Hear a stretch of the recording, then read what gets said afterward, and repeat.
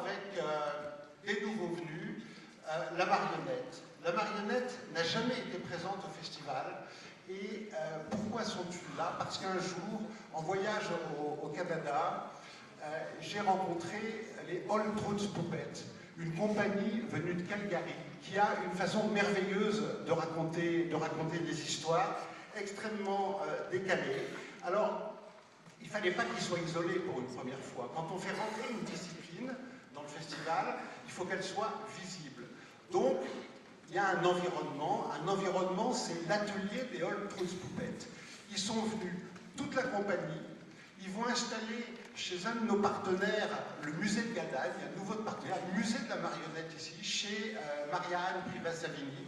Ils vont installer une exposition, l'atelier des Old Truth Puppets, présenter un spectacle dans le théâtre du musée de Gadagne, un théâtre fait sur mesure, gratuit pour les visiteurs de l'exposition. Ça sera The Umbrella, un théâtre qui est un florilège puisé dans leur répertoire. Et enfin, on présentera deux spectacles de leur répertoire, deux spectacles complets, Ignorance et Les Petites Morts. Ignorance, c'est l'histoire du bonheur depuis la préhistoire jusqu'au temps futur. Ce sentiment qui habite, selon eux, l'humanité depuis toujours. Donc, ils vont nous accompagner avec leurs personnages étonnants. Et enfin, on reparlera de la vie, mais à travers différentes façons de mourir.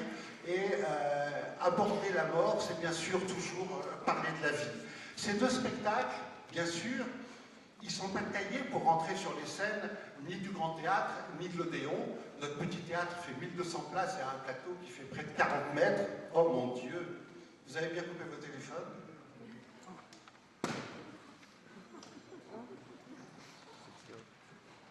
C'est un spectateur qui veut une place pour Stromae.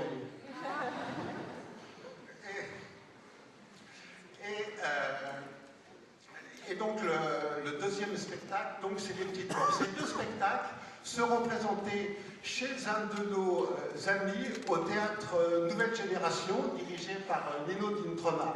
Alors, ce n'est pas des spectacles pour enfants, c'est même à partir de 12 ans plutôt. Mais on sera formidablement accueillis par Nino Dintrona là-bas. Et j'aimerais que Géraldine nous rejoigne, puisqu'elle est partie en voyage en octobre ou novembre dernier à Buenos Aires, au Festival international de théâtre de Buenos Aires. Et là, elle a fait une rencontre qui vient étayer ce programme de marionnettes. Bonjour à tous.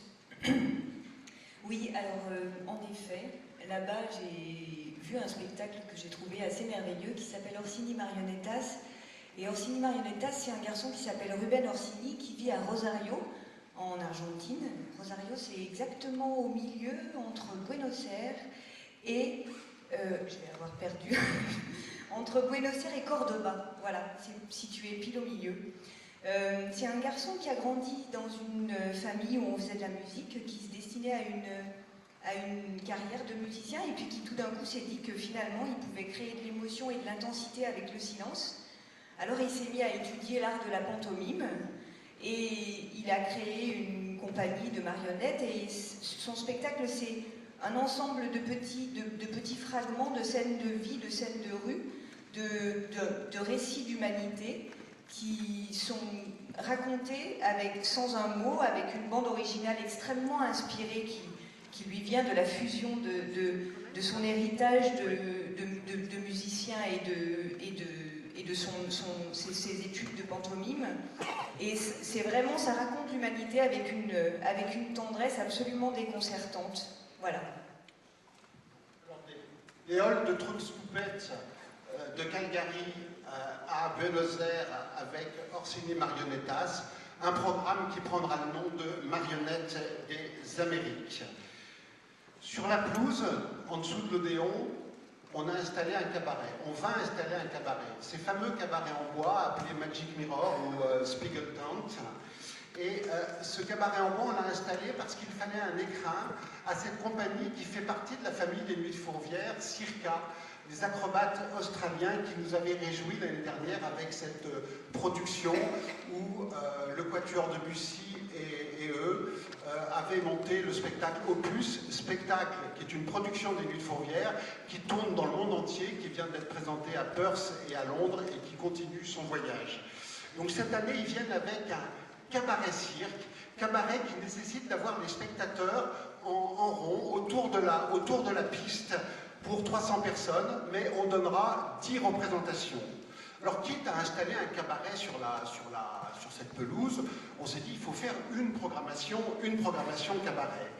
Dans cette programmation cabaret, on accueillera une compagnie, Life is not a picnic, un sextet conduit par David Bernstein. David Bernstein, c'est pas un inconnu, vous l'avez vu, il jouait c'est un comédien de la Vaudan qui jouait dans Cyrano de Bergerac l'année dernière. Et il a monté un cabaret de chansons yiddish. Il sera là avec son sextet de soir. Et puis maintenant, j'aimerais que Serge, tu viennes nous rejoindre. Vous savez que pas de théâtre sans auteur. Il faut bien que des personnes se collent à l'écriture de nos histoires. Les auteurs, souvent, on ne les voit pas. Et là, on le voit, il est là. Il prend le relais d'Aristophane, et ça fait 10 ans. Depuis 2010, ça fait 4 ans qu'on accompagne Serge dans la réécriture de toutes les pièces d'Aristophane. Cette année, tous les ans, on fait un rapport au public de là où en est son écriture. Cette année, comment tu vois ça dans ce cabaret? Ça marche. Bon. Alors, j'ai l'habitude de parler. Bon. Bref. Donc il parlait tout à l'heure des intermittents et de la précarité des intermittents, il citait tous les métiers, mais les auteurs ils sont même pas intermittents, alors vous avez gêné la précarité. C'est vrai qu'on se venge parce que quand on est mort, on monte nos pièces. Bon, c'est une vengeance à long terme, et moi j'ai jeté mon dévolu sur un mort il y a 25 siècles, donc je serai bref, et j'en suis à la 9e pièce, il y en a 11 en tout qu'on a retrouvé de cet Aristophane, qu'on appelait, donc son surnom c'était le comique, et c'est le seul comique qui nous reste de cette époque, d'il y a 25 siècles. Et comment il est possible que quelque chose qui s'est passé, qui a été écrit il y a 25 siècles, soit encore vivant aujourd'hui et puisse nous parler? C'est ce que j'essaie de comprendre et de vous expliquer si vous venez ce jour, qui est le 20 juin. J'organise une lecture à base de fragments de 4 des pièces qui sont déjà traduites, et j'ai choisi des acteurs d'abord de grand talent que je connais bien et surtout spécialisés dans le comique. Et donc il y a Hervé Pierre, Laurent Stocker, Ariane Ascaride, Christine Chitty, Emmanuel Lelièvre, et j'essaie de faire un programme d'1h30 pour que quelqu'un qui ne connaît pas Aristophane, ou même quelqu'un qui le connaît, surtout rit. Voilà, donc le but c'est de faire rire. Voilà. Alors j'espère y parvenir, et c'est toute une machinerie pour que ça existe. Et j'ajouterai, pour finir, qu'il est très rare qu'un auteur tombe sur quelqu'un comme Dominique Delorme qui m'aide depuis 4 ans maintenant, depuis qu'on s'est rencontrés, à écrire ce projet qui est, pour moi, monumental, et j'espère qu'il est une pierre de plus au théâtre mondial. Allez. Manuel Lelièvre, vous l'avez vu dans Le Bourgeois Gentilhomme, monté par Podalides, c'était le maître d'armes.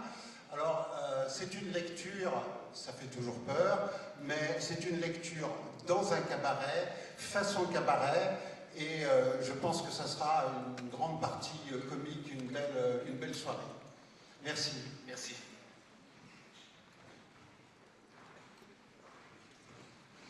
Fin juin, le dernier spectacle présenté dans ce cabaret ouvre un cycle. On aime bien raconter des histoires dans le festival. Un cycle sur des nuits grecques autour du rébético, ou plutôt de l'esprit du rébético.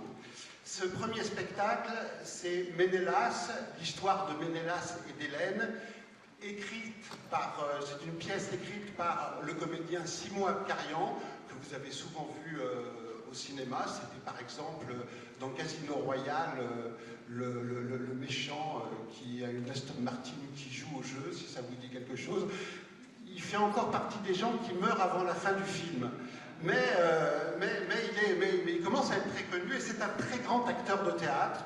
C'est également un auteur et il est passionné de Rebetiko et il a fait croiser l'histoire de Ménélas et d'Hélène avec l'histoire du Rebetiko. Le Rebetiko, c'est cette musique qui arrive de Grèce, qui a eu son apogée entre 1920 et 1960, qui raconte la liaison, plus que la fracture, la liaison entre les deux côtés de l'Asie et de l'Europe, la côte de Smyrne, Izmir, et puis la Grèce, là où en 1920, il y a eu ce que les Grecs appellent la grande catastrophe, des millions de Grecs qui vivaient depuis plusieurs siècles du côté turc, ont été d'un seul coup mis à la mer, bon, pour des raisons, ils n'étaient pas tout blancs, tout propres non plus, ont été mis à la mer par les Turcs, et à Athènes, entre 1921 et 1922,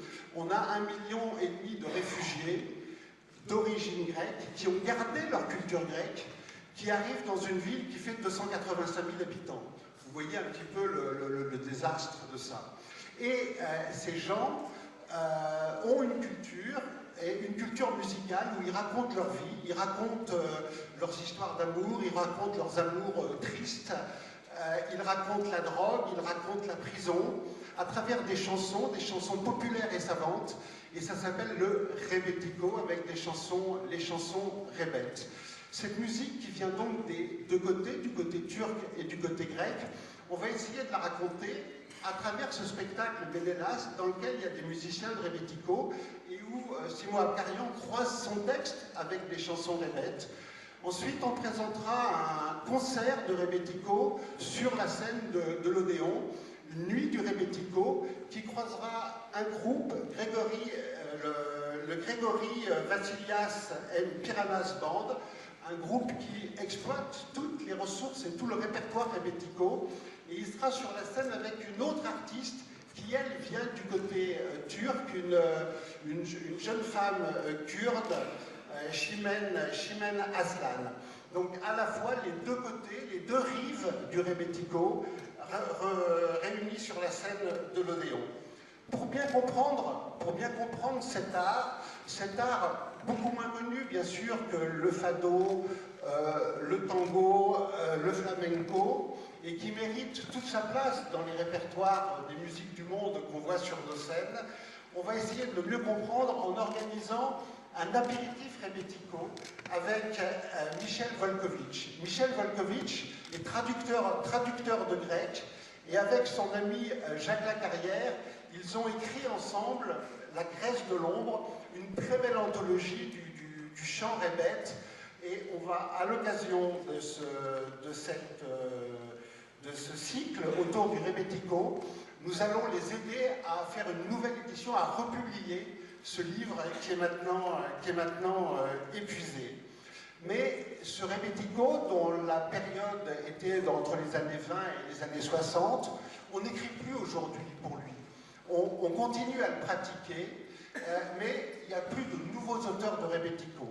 Par contre, on trouve à Athènes une compagnie de théâtre, le Blitz Théâtre, donc j'aimerais que Géraldine nous dise un mot.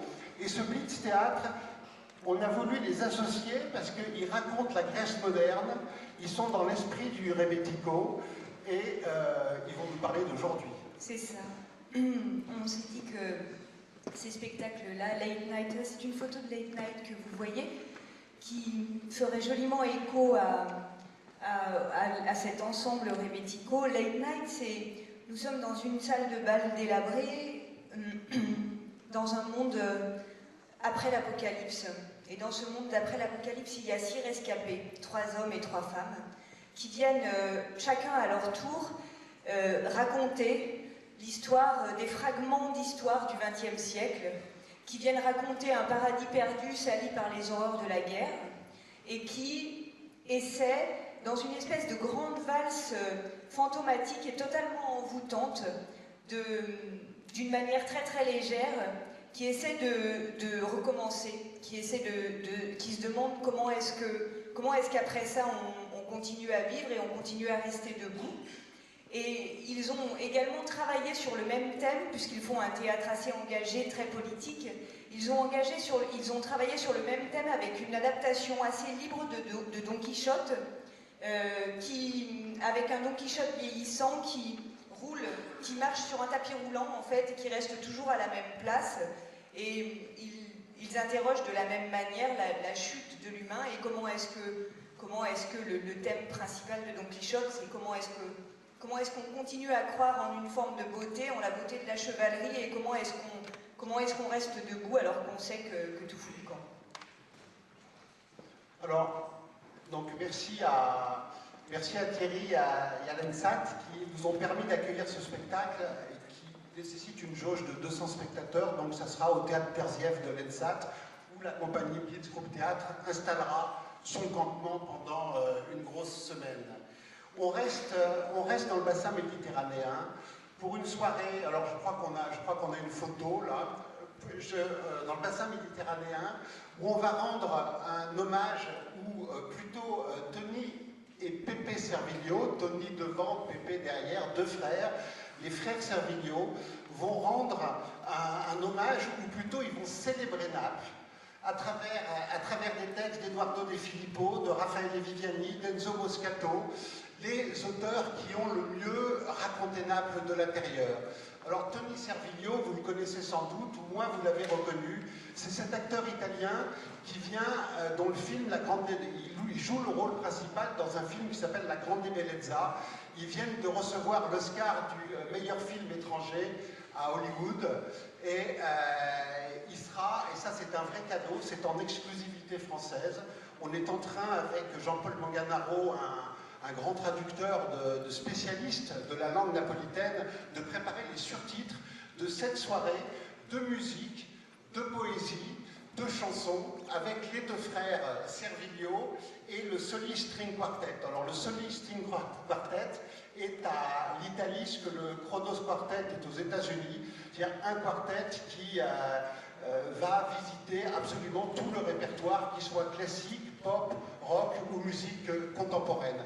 Retenez cette date du 13 juin, je pense que ça sera un grand moment, un moment assez unique, tout du moins unique en France. Ce spectacle a pour l'instant été joué que 2 fois en Italie.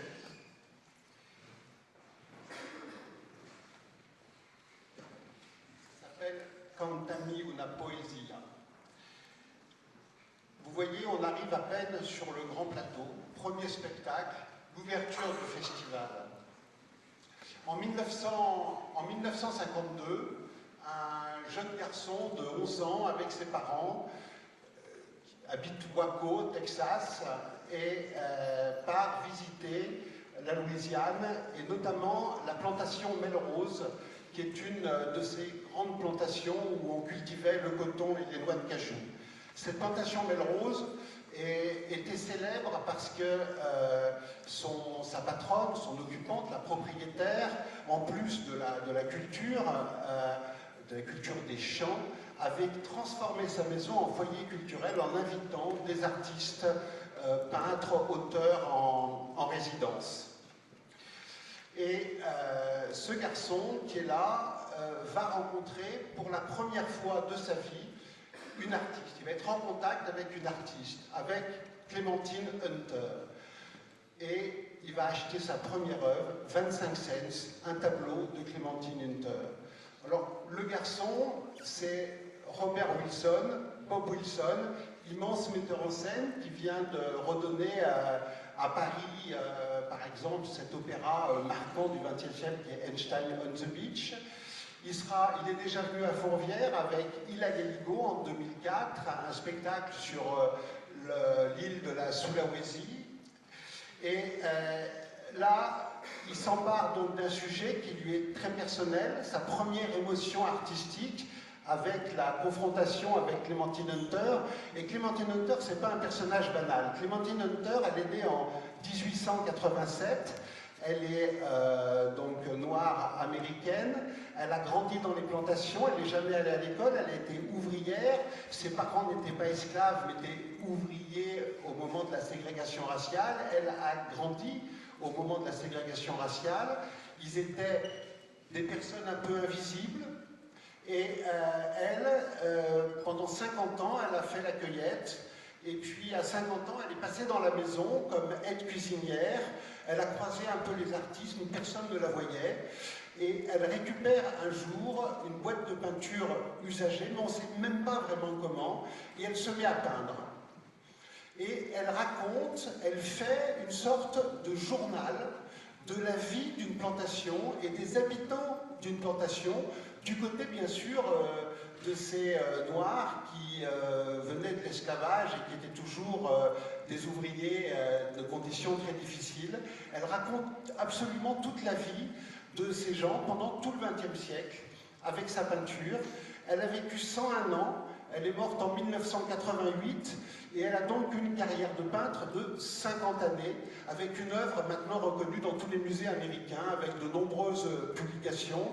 Elle a été invitée par Jimmy Carter puisque c'est devenu aussi un personnage emblématique de la lutte contre la ségrégation raciale, un peu malgré elle d'ailleurs.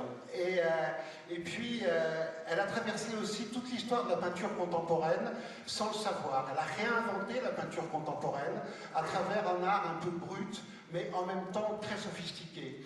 Un jour quelqu'un, voyant ces tableaux, lui dit « Vous savez, Madame Hunter, vous peignez les doigts de la même manière que Van Gogh. » Et là, elle ne connaissait bien sûr pas Van Gogh, elle ne l'avait jamais vu, et elle répond « Mais est-ce que vous croyez qu'il y a une autre façon de peindre des doigts ?»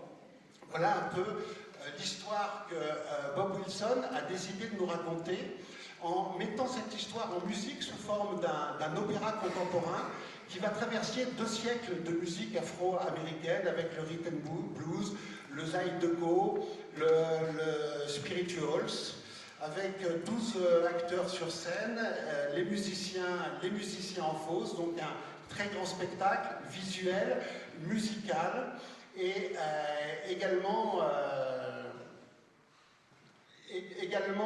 ce spectacle sera présenté donc en première française, ça sera une création, il y a déjà eu une version plus petite qui a été faite à l'université de Montclair dans le New Jersey. À la suite de ce premier essai, Bob Wilson a souhaité en faire une version, grande version qui puisse tourner. Il a choisi le plateau de Fourvière pour venir la présenter et la créer. Donc on est enchanté de ça, ça sera l'ouverture du festival entre le 3 et le 6 juin. Le spectacle s'appelle Zinnias, en hommage au tableau le plus célèbre de Clémentine Hunter qui peignait des zinnias, des fleurs de zinnia. Alors, j'aimerais que Richard, qui travaille beaucoup avec nous sur notamment la partie musicale, bon, en même temps, on est une toute petite équipe, donc on fait tout. Hein. On fait absolument tout, mais sur la partie musicale, c'est un peu notre lumière. Et on va essayer de parcourir assez rapidement le programme musical qui est très, très important. D'abord avec la chanson francophone et les groupes français, bon, parmi lesquels Vanessa Paradis. Vanessa Paradis sera accompagnée de Benjamin Biolay et surtout de l'orchestre du Conservatoire à rayonnement régional. Alors je ne sais pas si nos amis du Conservatoire sont là, c'est aussi un partenaire.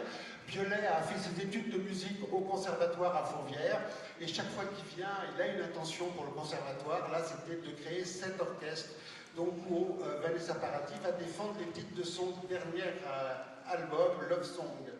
Ensuite, on recevra Bernard Lavillier, Stromae. Vous voyez, on n'arrête pas de recevoir des coups de fil pour Stromae, donc dépêchez-vous si ça vous intéresse, parce que la billetterie vient d'ouvrir. Et puis un jeune groupe français qui est en train de percer. Je vois Victor qui est là, Victor Bosch du Radiant, qui est venu nous soutenir, merci. Et il reçoit Fauve dans quelques jours au Radiant, et Fauve sera de nouveau après à Fourvière. Donc c'est la jeune génération. À travers cette jeune génération, on a un partenariat avec la SACEM. Tu nous en dis un mot, Richard? Oui, bonjour à toutes et à tous. Effectivement, comme chaque année, nous aurons au sein de la programmation du festival 3 artistes soutenus et accompagnés par la SACEM. Donc cette année, il s'agira de Maya Kamati, qui est une chanteuse réunionnaise qui fait le lien entre une musique plutôt folk et puis le maloya traditionnel de l'île de la Réunion. On aura également l'univers très personnel de la chanteuse Messia, qui se produira en première partie de Julien Doré.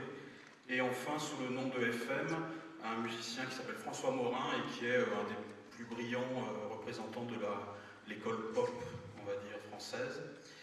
Et puis cette ouverture via le partenariat avec la SACEM vers ces talents émergents de la scène française, nous le poursuivons, nous le prolongeons dans la programmation avec des artistes comme Cyril Mokayesh par exemple, ou encore les très prometteurs Moudoïd qui seront en première partie de Phoenix.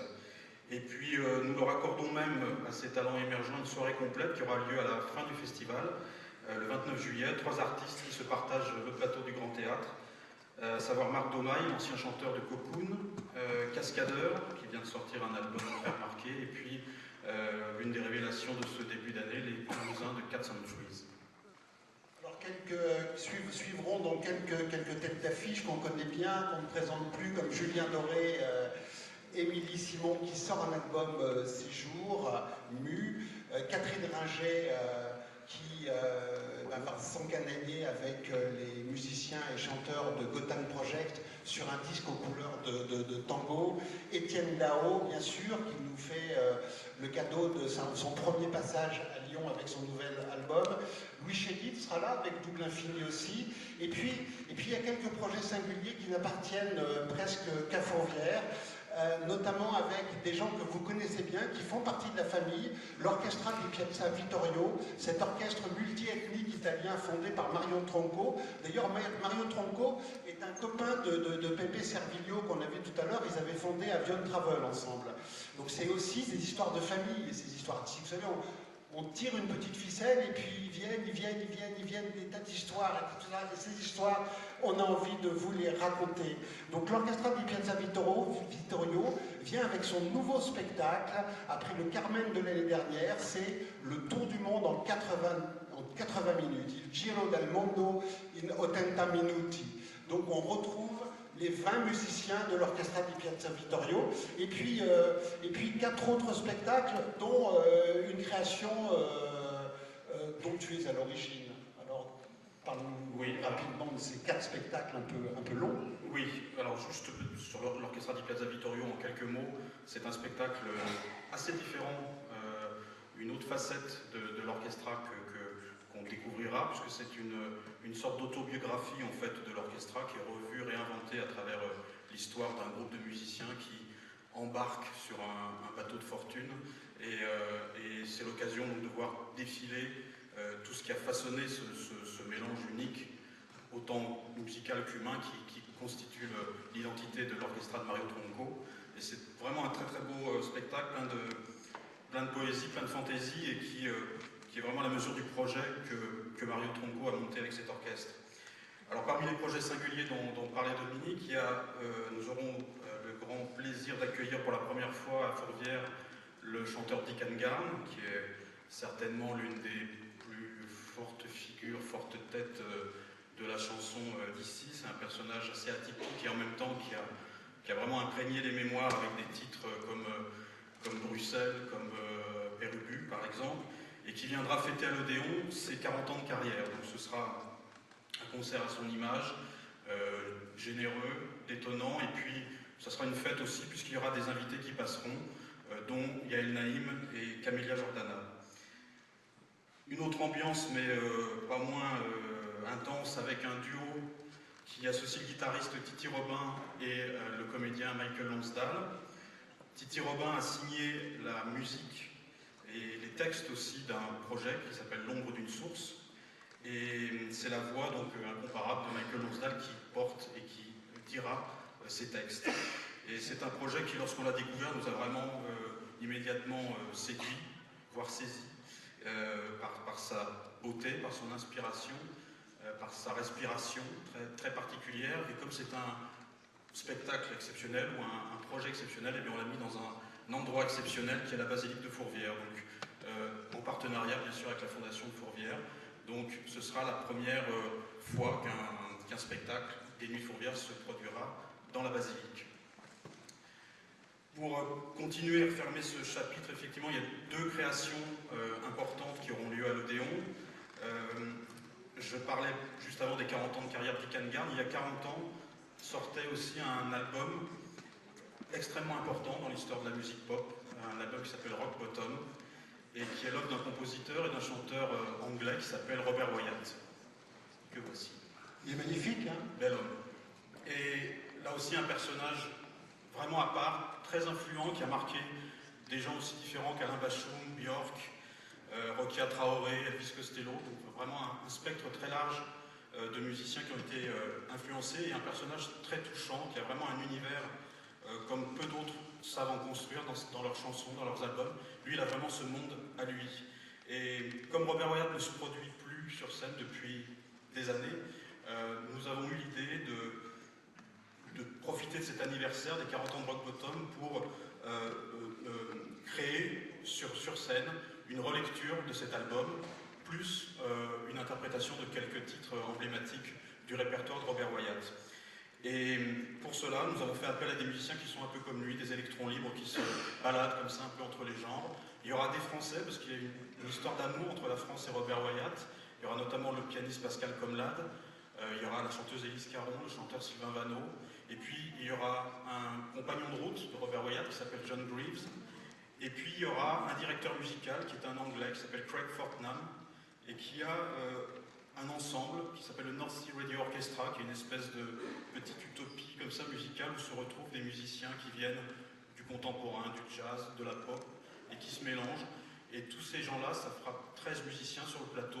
Tout ce petit monde va recréer le beau monde de Robert Wyatt le temps d'une soirée. C'est une création qui nous tient d'autant plus à cœur que nous la réalisons en collaboration et en coproduction avec l'Épicerie Moderne à Fézin, qui va accueillir en résidence les artistes. Et c'est notre premier projet en commun avec l'épicerie, donc c'est aussi à ce titre qu'il est précieux. Dans la même logique de rencontre et de partenariat, à l'Odéon également, le samedi 14 juin, nous célébrerons là un autre anniversaire. Ce sont les 15 ans du label Jarring FX, label lyonnais, qui s'est imposé comme un des fers de lance de la scène alternative dans le domaine du hip-hop, du dub, de l'électro, du rock et bien d'autres encore, bien d'autres genres. Et en vérité, Jarring FX est plus qu'un label, puisqu'ils ont beaucoup d'activités. Il y a un magasin de disques, il y a une organisation de tournée, l'organisation d'événements comme le festival Reading Collision, un studio d'enregistrement, beaucoup de choses. Et c'est aussi plus qu'un acteur local, puisque le rayonnement des artistes et des projets de Jarring FX s'étend bien au-delà, au niveau national, au niveau international.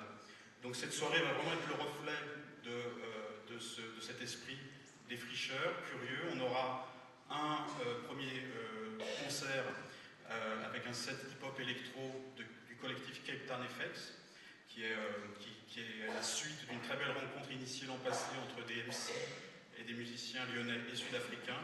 Et puis cette soirée se poursuivra avec une création exclusive avec 2 groupes qui sont nés à Lyon, qui sont de Lyon, Erotic Market et Spitzer, qui vont croiser leurs esthétiques, leurs sons, le temps d'un concert.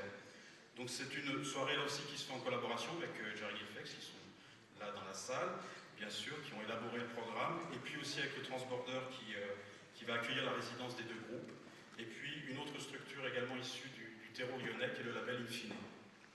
Je crois qu'on peut dire aussi qu'il ne manque pas de courage et d'audace, parce qu'ils participent de façon active à une plateforme, vous savez, ces endroits où on peut télécharger de la musique, et ils sont partis concurrencer les plus gros, ça s'appelle When They Touch, et sur cette plateforme, ils ont la particularité de rémunérer bien plus les artistes que les grandes plateformes multinationales.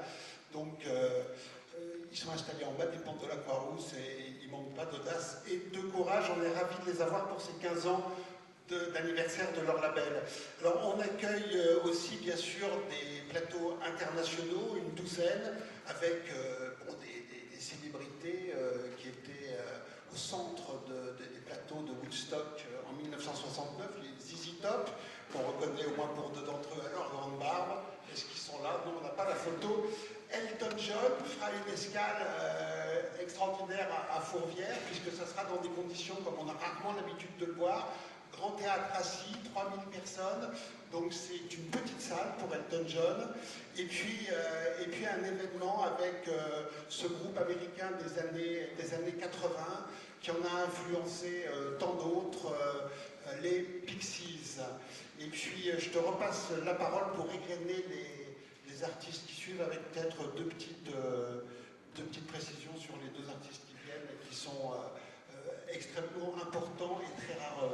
Oui, c'est des premières venues à Fourvière. D'une part, Avishai Cohen, qui est encore un musicien qui prend un malin plaisir à déjouer les étiquettes, qui a réussi à fédérer un public très large en étant à la base un musicien de jazz, contrebassiste, pianiste, chanteur aussi, qui a fait ses armes avec Chick Corea notamment, mais qui a intégré dans son vocabulaire beaucoup de musiques différentes, latines, musique d'Europe centrale, musique du Moyen-Orient, pop, et aussi l'héritage classique, puisque sa formation première, c'est celle-là. Il a étudié le piano classique au Conservatoire de Jérusalem. Et dans le projet qu'il présentera à Fourvière, Avishai Cohen with Strings, il se produit donc avec son trio de jazz, avec un quatuor à cordes, un hautbois, et avec cette formule-là, il unifie de manière très belle tous les éléments de son identité. Et puis, à noter aussi qu'en première partie, il y aura une autre révélation de cette année, c'est la jeune chanteuse belge Mélanie de Biasio, qui a sorti un album très remarqué également à la frontière comme ça, du jazz, de la pop. Et donc tout ça va nous faire une soirée très élégante. Pour le suivant, Burt Bacharach, je crois que je vais juste demander, pour commencer, avant toute chose, avant de tout en dire plus, un petit extrait.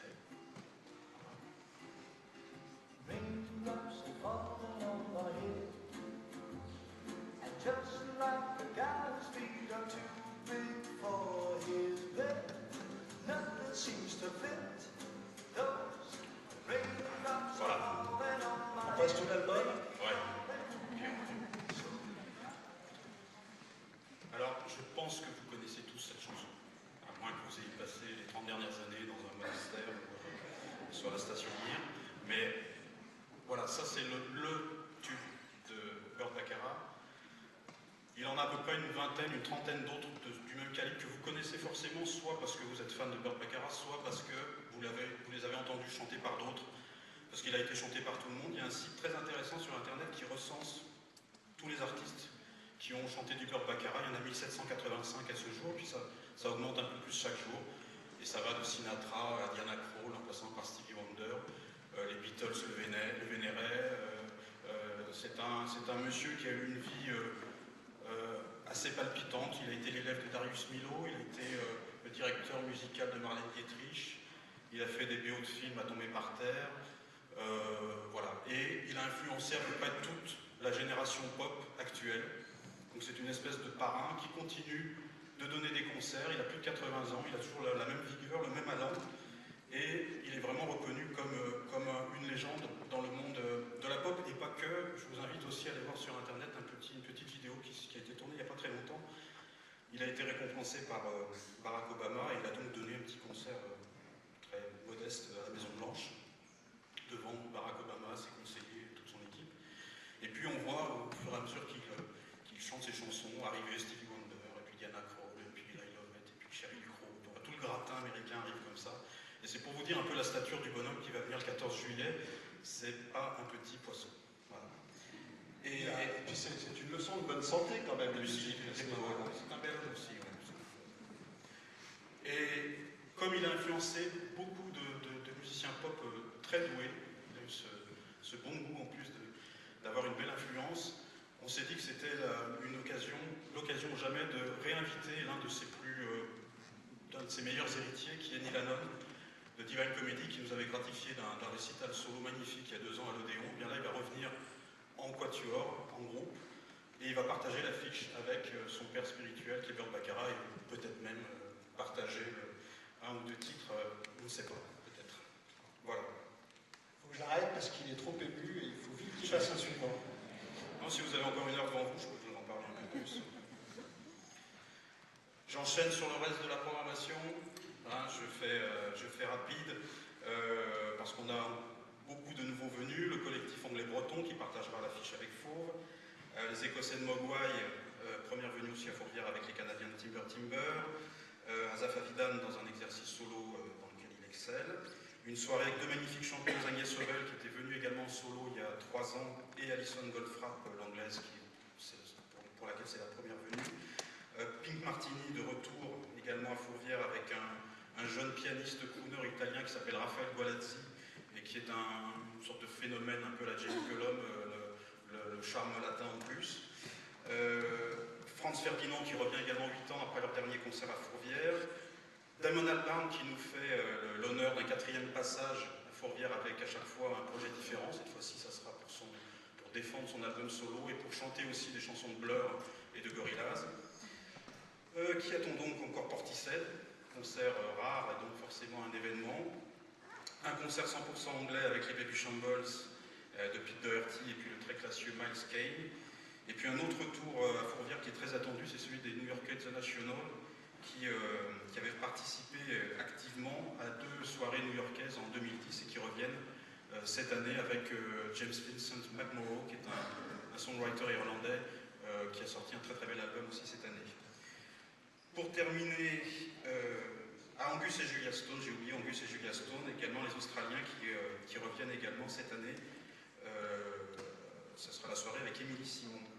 Et puis pour terminer ce tour d'horizon, quelques mots sur notre nuit soul qui sera à la fin juillet, qui proposera en tête d'affiche une légende, un artiste rare aussi, c'est Bobby Womack, qui accompagne, qui écrit, qui nourrit l'histoire de la soul depuis 3 ou 4 décennies maintenant. Et on a voulu construire aussi cette soirée comme un pont entre générations avec 2 autres groupes qui se produiront ce soir-là, The Excitements et Nicole Willis and the Soul Investigators, qui sont à la fois des représentants de la nouvelle génération et des musiciens qui sont très attachés aux valeurs et aux fondamentaux de la soul. On va en écouter d'ailleurs un petit Pendant qu'on écoute un extrait, j'aurais aimé que Jean-Pierre Vincent, Gwenelle Morin et Géraldine me rejoignent pour aborder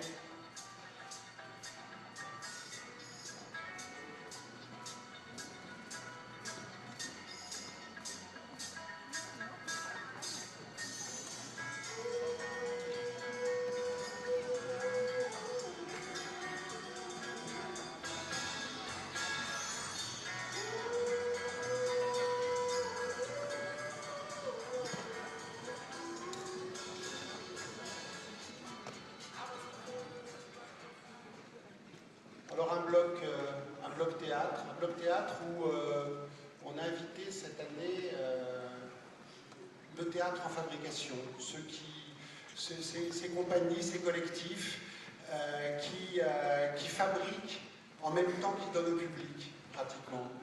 Et bien sûr, c'est en lien très très fort avec l'ENSAT, et puis avec le Théâtre du Point du Jour et Gwenelle Morin, notre voisin, avec sa compagnie.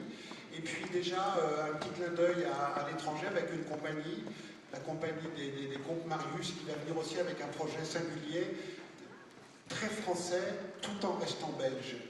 Géraldine. C'est exactement ça. La compagnie Marius, vous verrez dans le programme, on a fait une petite page sur ce dont Dominique parlait à l'instant, à savoir le théâtre et ceux qui le font. Le XXe siècle a été un moment vraiment important dans l'histoire du théâtre, puisque dans ses formes les plus éclatantes, ça a été l'avènement des 2 personnes qui sont à mes côtés, à savoir du metteur en scène. Et il y a des ZIG de Belgique qui, sortant du conservatoire d'Anvers il y a quelques années, ont décidé de s'affranchir de ça et de créer des collectifs d'acteurs. On sait que c'est plus ou moins vrai, parce qu'on sait bien qu'il y a toujours un peu des patrons, mais en tout cas, ils s'affichent comme tels, et vous connaissez sans doute les spectacles de quelques-uns d'entre eux, puisqu'ils se nomment le TG Stan. Ils ont présenté un certain nombre de spectacles en France, ils sont très connus, et un des émules du TG Stan, c'est Vas Gramser, qui est la cofondatrice avec Chris Von Trier de la compagnie Marius, qui se sont créés en collectif d'acteurs et qui ont décidé d'avoir pour credo le plein air. Alors c'est du pain béni un peu pour nous, puisqu'à chaque fois qu'on réfléchit à faire venir du théâtre dans nos théâtres, on se pose chaque fois deux questions fondamentales qui sont effectivement celles des jauges, puisqu'on a des très grandes jauges, vous le savez, et puis la seconde, c'est qu'est-ce que c'est qu'aujourd'hui, quel répertoire joue-t-on en plein air?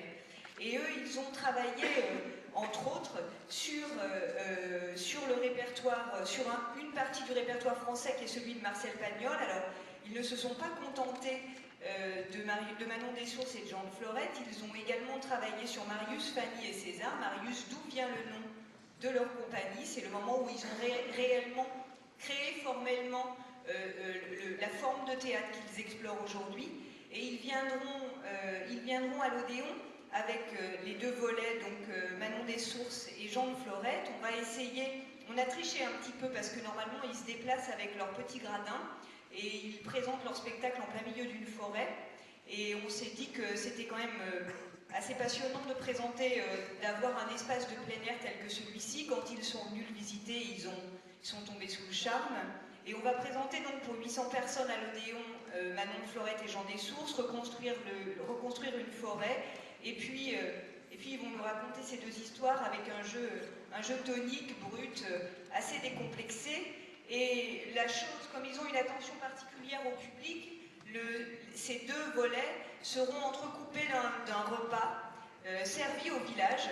Donc on va aller manger. Alors on devait servir du lapin au pruneau et à la bière, et puis ça a été un peu compliqué de faire pour 800 personnes. Donc on va servir une terrine avec du fromage. Voilà, mais ce sera Ça faisait 200 kilos de lapin à cuisiner, c'est un peu compliqué.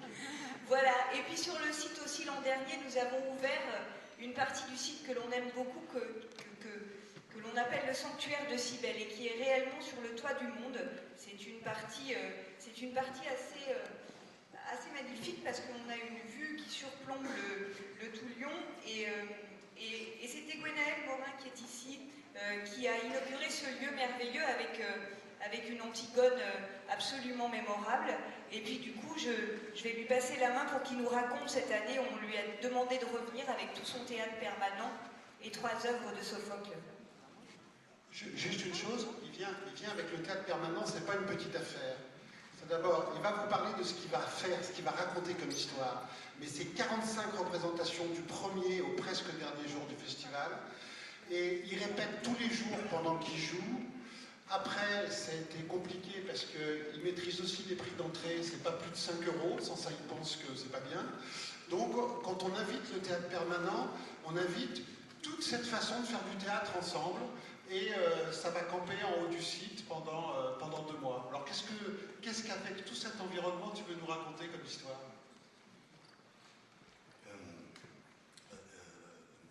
J'avais pu faire l'expérience l'année dernière du programme des Luttes Fourvières qui est prestigieux. Et on a joué 10 jours seulement, et donc j'ai pu profiter du backstage que 10 fois. Je me suis dit comment faire cette fois-ci pour profiter du backstage tous les soirs. Les gens m'étaient proposé de venir tous les soirs. Plus sérieusement,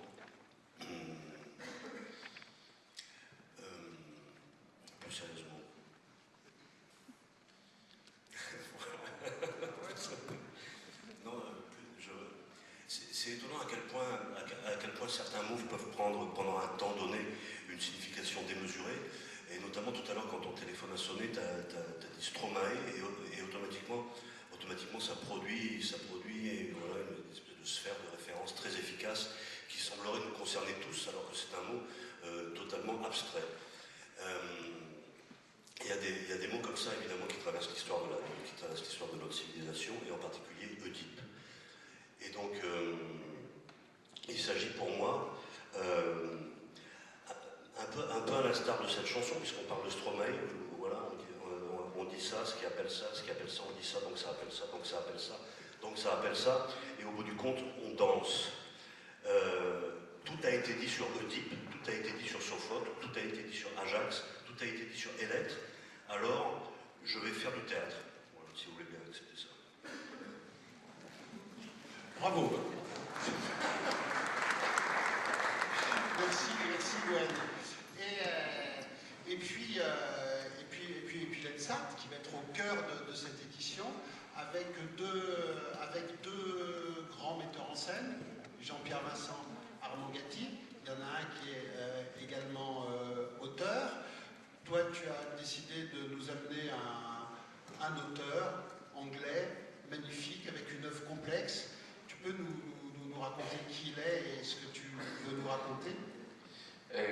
c'est lui qui raconte.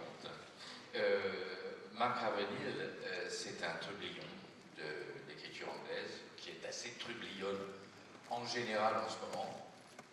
Je pense que les auteurs anglais sont vraiment, en tant que groupe d'auteurs, de génération d'auteurs, il y a eu une génération Bond, Barker, etc. Et maintenant, il y a aussi une génération anglaise qui fait un théâtre, qui écrit un théâtre formidable au croisement de la politique et de la protestation et de la poésie et de la fiction. C'est de la politique-fiction. C'est en fait, Mark Ravenhill a écrit pour le Festival d'Édimbourg en 2008 17 pièces de 20 minutes, une demi-heure, ça dépend de la longueur, qui se jouaient tous les matins à l'heure du breakfast.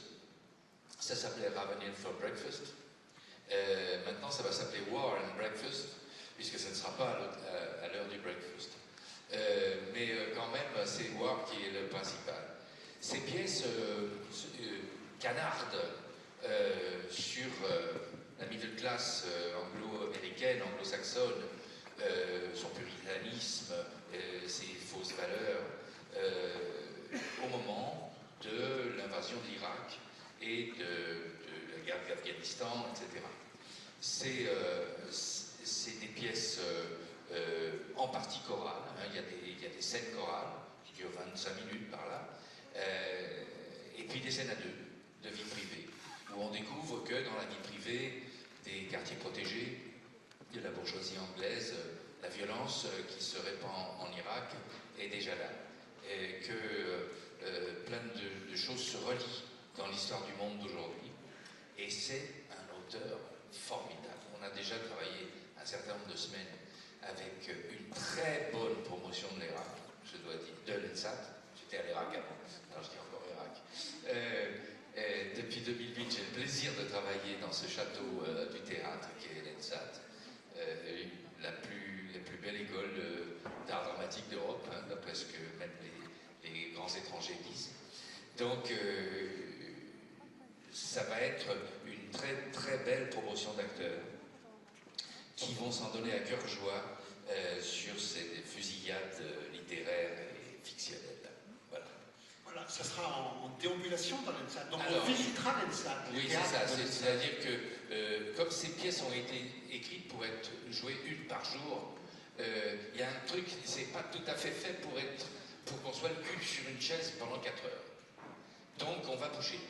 Le public va bouger un peu, sous prétexte divers d'alerte à la bombe, de fausses bagarres entre un spectateur et un acteur, etc. etc.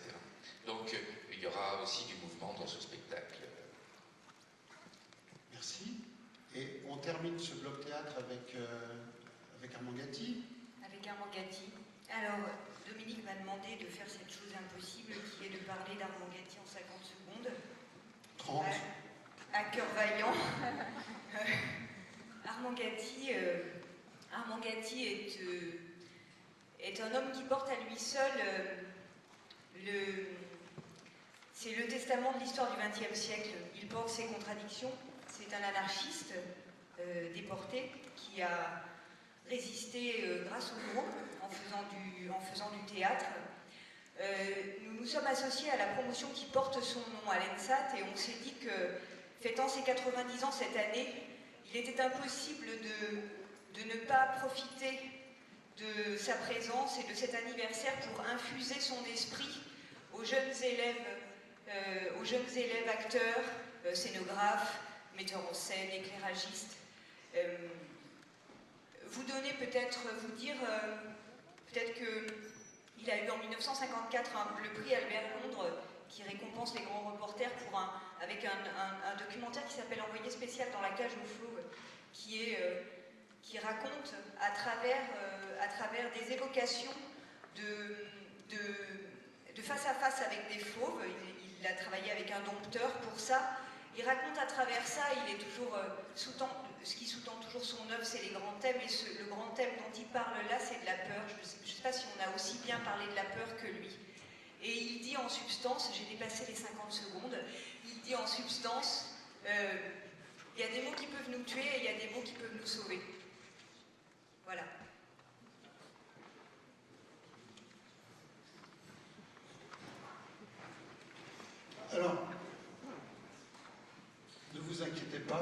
comme une étape du Critérium du Dauphiné, dernière ligne droite, et après on se retrouve autour d'un verre, mais ça, on va la faire au sprint.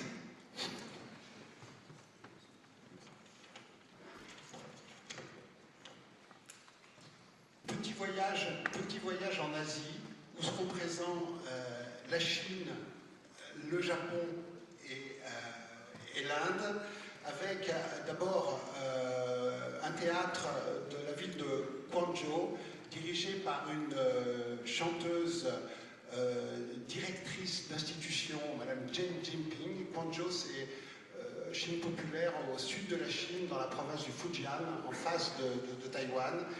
Et là, elle réexplore le théâtre traditionnel en le faisant réécrire par des auteurs contemporains. Elle va venir avec un orchestre de 12 musiciens, 7 acteurs-chanteurs dont elle, et c'est une histoire tout à fait formidable et rigolote d'un vieux lettré, d'un vieux marchand riche qui va mourir.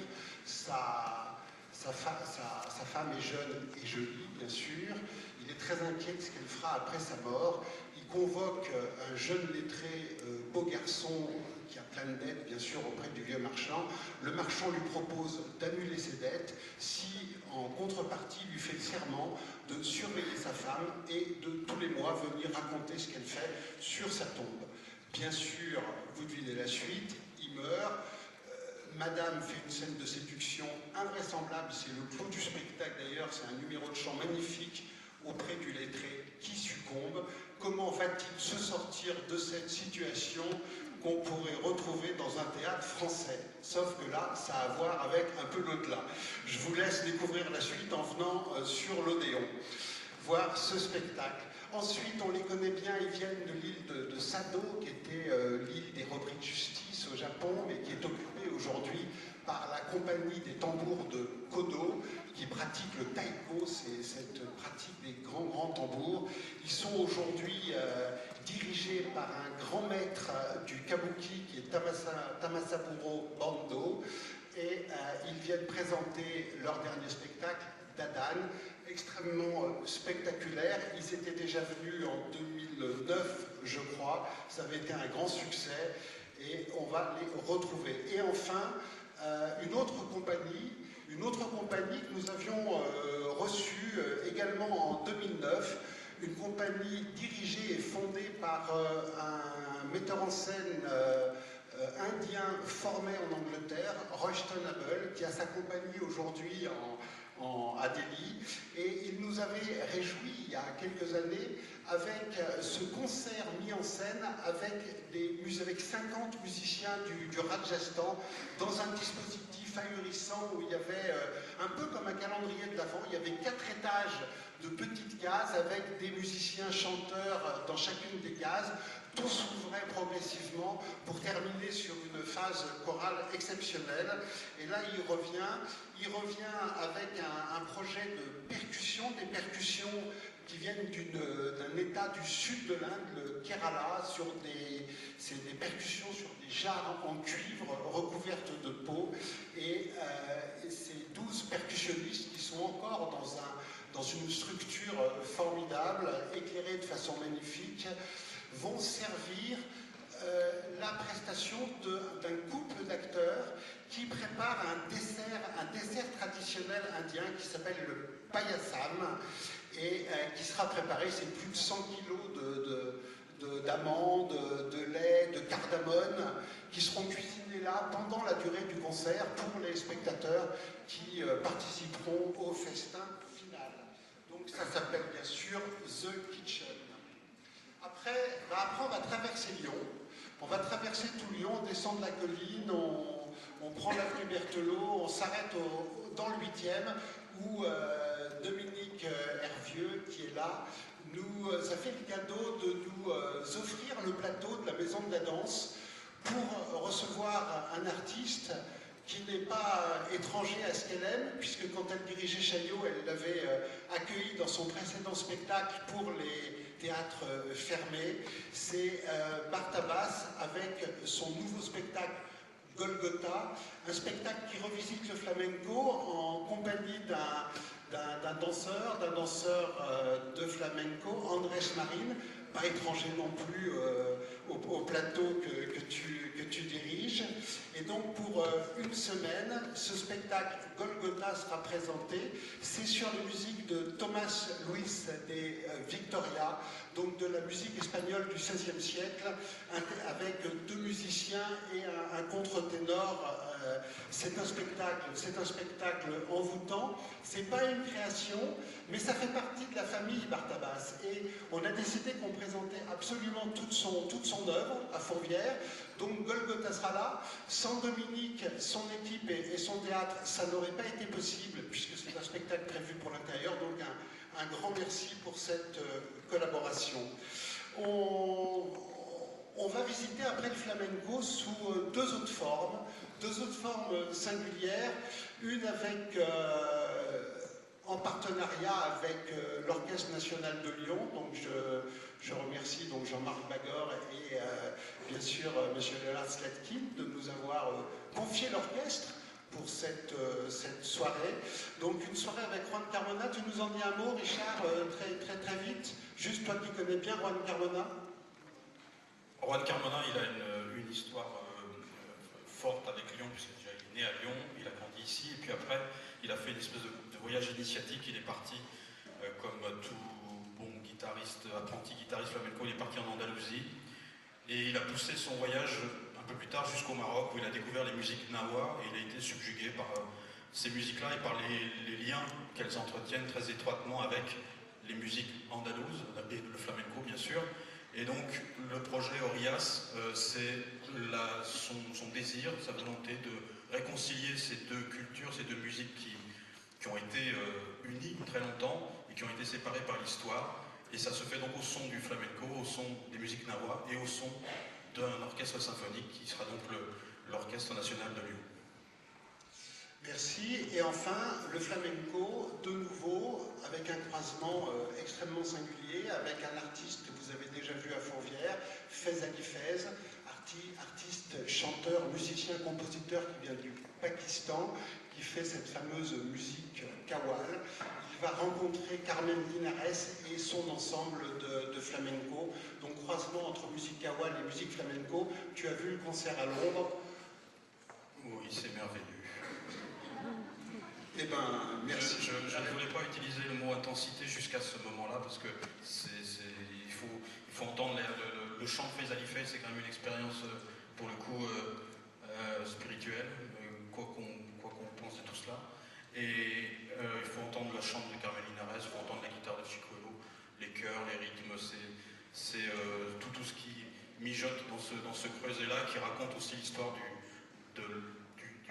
peuple gitan et de son itinéraire depuis l'Inde, le Pakistan jusqu'à l'Andalousie. Voilà. Merci. Et pendant que Mourad Merzouki me rejoint, je vous présente Marie Chouinard. Marie Chouinard, chorégraphe, grande chorégraphe québécoise, directrice de compagnie, qui avait participé à une biennale il y a quelques années avec un sacre du printemps qui avait été présenté à l'auditorium. Marie Chouinard vient avec deux projets, donc on accueille la compagnie et la chorégraphe. La chorégraphe va faire une performance mi-juin au musée gallo-romain de Fourvière sur la grande mosaïque, où là elle va se transformer en Pythie et être à la disposition des visiteurs du musée pour être l'oracle à Pythie et répondre à leurs questions sous forme de danse. Le musée prépare à cette occasion un environnement pour cette performance avec les pièces un peu mystérieuses du musée, et savoir si on arrivera, grâce à Marie Chouinard, la Pythie, à avoir des révélations sur ces objets inconnus que les archéologues n'ont pas encore su déchiffrer dans le musée. Et Marie Chouinard sera également là avec sa compagnie qui, sur la scène du théâtre de l'Odéon, présentera un programme double, une pièce sur les encres d'Henri Michaud, le livre sur les encres d'Henri Michaud qui s'appelle Mouvement, servira de décor au spectacle. Et puis une deuxième pièce, Gymnopédie, d'après bien sûr les gymnopédies de Satie. C'est une création, c'est une production coproduite par le Festival des Nuits de Fourvière. Une création comme celle que Mourad, tu vas venir présenter toi sur le Grand Théâtre avec une trentaine de danseurs. Répertoire, c'est quoi ce répertoire? Alors, bonjour à tous. Répertoire, ça s'inscrit dans la continuité de l'histoire du hip-hop à Lyon, qui est une histoire un peu particulière parce que depuis, comme vous le savez, plus de 20 ans, elle est forte grâce à la dynamique de certaines personnalités. Je pense bien sûr à Guy Darmé à la Maison de la Danse, aujourd'hui à Dominique Hervieux, à Victor qui est là, qui nous reçoit des deux mains avec Box à Caluire, et puis bien sûr à Dominique qui nous a reçus à plusieurs reprises au Festival de Fourvière. Donc grâce à cette ouverture, à cet accueil, ça a permis au hip-hop de grandir, de continuer sa route, d'évoluer, et puis de faire des chorégraphes qui aujourd'hui présentent leur travail à travers le monde. Donc répertoire, c'est quoi? C'est la continuité de cette histoire, c'est-à-dire aujourd'hui se pose la question de la nouvelle génération de danseurs hip-hop, et effectivement, il n'y a pas de formation, il n'y a pas de diplôme, le hip-hop aujourd'hui continue à se battre, à essayer de trouver sa place pour justement faire évoluer cette gestuelle et son histoire. Et donc répertoire, c'est retrouver les danseurs qui font le hip-hop aujourd'hui dans la région Rhône-Alpes. Ils sont jeunes, moins jeunes, c'est les années 90 jusqu'à ceux qui sont nés un peu avant 70. On va se retrouver tous sur le même plateau à danser des pièces existantes, parce qu'aujourd'hui on peut dire que le hip-hop a un répertoire, les chorégraphes ont des pièces qui sont des pièces emblématiques qu'on peut voir ou revoir, en tout cas voilà. Donc je pense en tout cas on a choisi quelques chorégraphes pour ce premier rendez-vous. C'est d'ailleurs pour ça qu'on l'appelait répertoire /1, parce que j'espère qu'il y en aura un deuxième, un troisième, je ne sais pas, mais en tout cas l'idée c'est de pouvoir reprendre des pièces qui ont marqué cette danse, avec des chorégraphes aujourd'hui importants. Kaderatou qui revient cette année à la Biennale de Lyon, Anthony Egea qui vient de Bordeaux, qui aussi chorégraphie depuis une vingtaine d'années, Bouba Landry qui est un chorégraphe de la région lyonnaise, et puis Marion Motin qui est une chorégraphe qu'on connaît moins et pourtant qui fait en ce moment parler beaucoup d'elle parce qu'elle chorégraphie les chorégraphies tu en parlais tout à l'heure, Stromae. Donc moi j'aurais une place par Marion Motin, pas par toi. Voilà, donc l'idée c'est de reprendre des pièces existantes et de les faire danser avec les danseurs de Lyon. Bien sûr, il y a un enjeu artistique, parce qu'il n'y aura pas d'entracte, il y aura une espèce de fil rouge, mais pour le spectateur, c'est une façon de revoir une espèce de condensé de pièces qui ont marqué l'histoire de cette danse. Donc un enjeu artistique et un enjeu humain, parce que c'est une belle histoire de retrouver tous ces danseurs que vous avez pu voir dans les projets, et puis des jeunes danseurs qui arrivent, tous ensemble, pour défendre cette danse, un spectacle pour tous les publics. Voilà. Merci. Sachant que Lyon et la région Rhône-Alpes est un foyer extrêmement important de la danse hip-hop. Et enfin, vous savez que chaque année, on termine le festival par une fête sous le label Éclat Final. Elle est généralement musicale, va un petit peu dans toutes les directions pour saluer tous les publics qui nous ont rejoints pendant le festival, entre 130 et 150 000 spectateurs chaque année. Et cette année, elle sera sur le thème du cirque, avec deux compagnies. Une du Québec, le Cirque Alphonse, une famille de bûcherons absolument exceptionnelle et très drôle, et en même temps virtuose, sur le plateau du Grand Théâtre. Pendant ce temps-là, et déjà depuis 8 jours, l'équipe du cirque Vost, version originale sous-titrée, une compagnie issue d'une compagnie que vous avez bien connue, qui s'est installée à un moment place Bellecour, qui s'appelle les Arceaux. Et ben, eux, ils vont construire une cathédrale de bambou de 16 mètres de haut en nouant à la vietnamienne. Ils sont allés apprendre là-bas 350 bambous, et dans cette cathédrale de bambou, ils installeront les musiciens et eux nous présenteront en toute clôture du festival un spectacle de voltige. Et ça s'appelle Boo, B-O-O. Et bien sûr, le cirque fait partie maintenant depuis quelques années de la vie du festival. Vous retrouverez dans le courant juillet les 7 doigts de la main, une compagnie que nous partageons avec Dominique à la Maison de la Danse. Une fois on crée à Fourvière, c'était Séquence 8 et ça a été repris à la Maison de la Danse. Là, ça a été donné il y a 2 ans à la Maison de la Danse, c'est Traces. C'est un spectacle central de leur répertoire, connu dans le monde entier. Il y en a une version qui joue en permanence à Broadway actuellement, c'est Traces des 7 doigts de la main. Et puis Accord et Accro, la compagnie Accord et Accro, jeune compagnie, dans la mouvance de la compagnie Aital que vous avez vue l'année dernière, cette compagnie française qui s'est connue à l'école de cirque de Châlons-en-Champagne, donc Aital et Accord et Accro, c'est un peu la même bande. Ils sont tous allés se perfectionner à l'école du cirque russe, qui est très exigeante, et ils reviennent là, ils arrivent là avec un spectacle qui s'appelle Klaxon, qui est un très joli spectacle sous chapiteau, qui va s'installer 2 semaines à Fourvière.